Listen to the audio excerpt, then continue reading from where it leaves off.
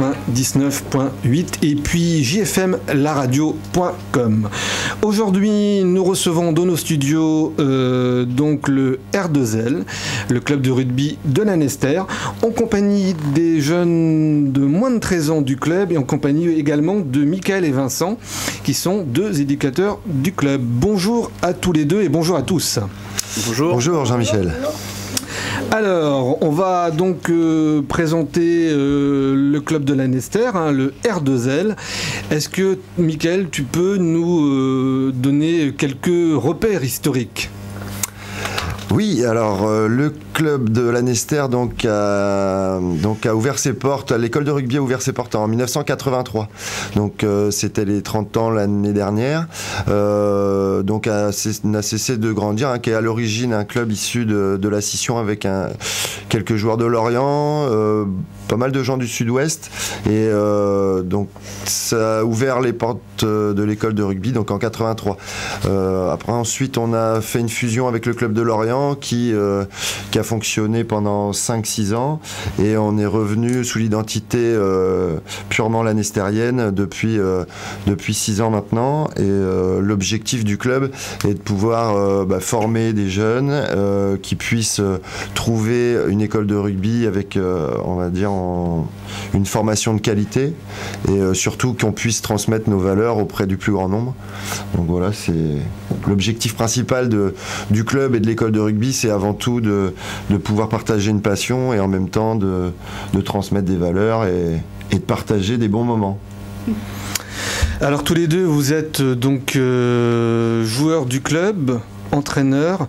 Est-ce que vous pouvez nous donner quelques éléments sur votre parcours, sur vos débuts, comment vous êtes venu au rugby ? Vincent ?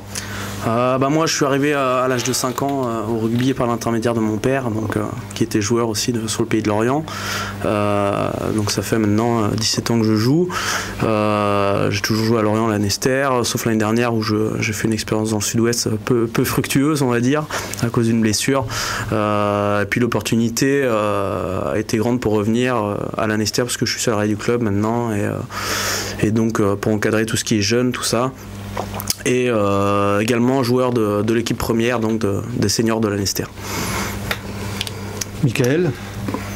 Ouais, donc moi je suis animateur sportif aussi à la mairie Lanester puisque la mairie mettait à disposition des éducateurs sur les associations.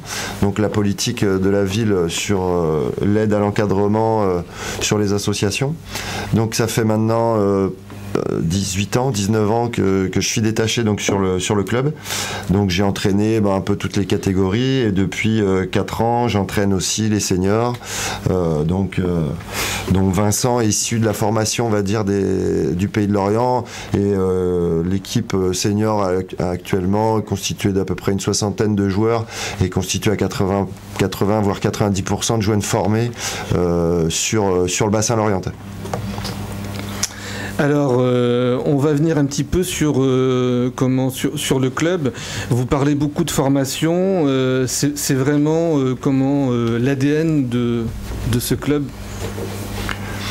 Je crois que ça doit être l'ADN de n'importe quelle discipline, peu importe le sport ou même l'activité.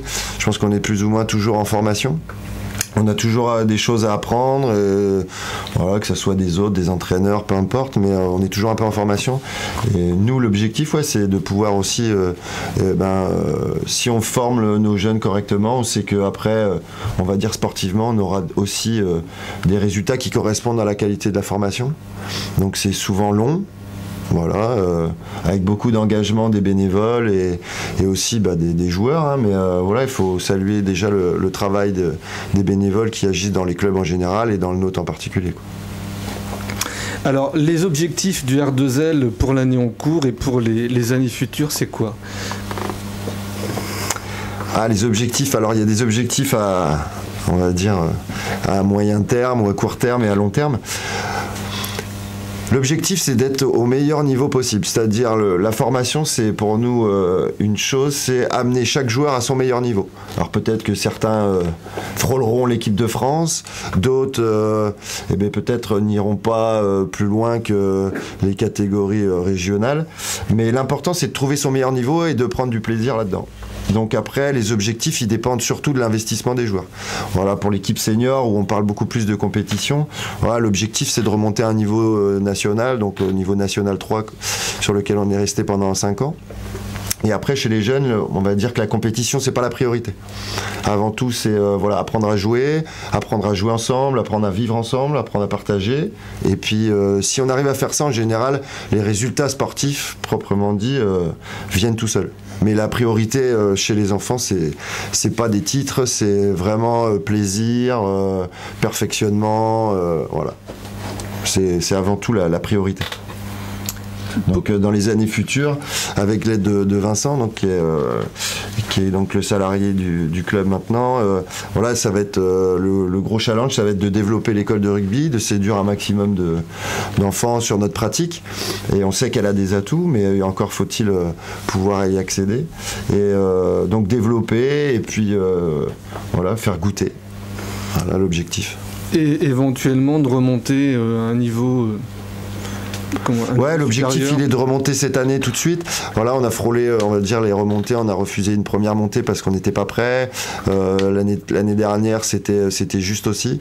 Voilà, on va se donner les moyens. Après, des fois, il faut un peu plus de temps. Un objectif, il est fait pour...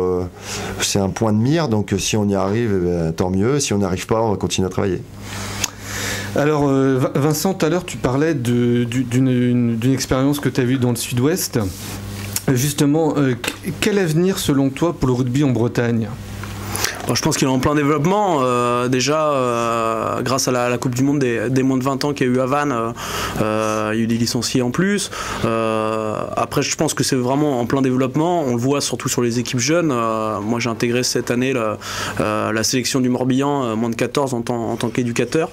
Et on voit que le niveau breton, il y a de plus en plus de joueurs qui sortent de la formation Bretagne pour intégrer les centres de formation des clubs du top 14 et de Pro D2. Donc c'est en plein développement. Il y a de plus en plus de licenciés. Et puis je pense que l'avenir monte crescendo, mais n'arrête pas de monter, quoi. Donc c'est une bonne chose. Bah écoutez, je vous remercie tous les deux. On va tout à l'heure parler avec les plus jeunes de leur sport, de leur pratique. Merci beaucoup Mickaël et Vincent. Merci de nous avoir accueillis. Merci beaucoup.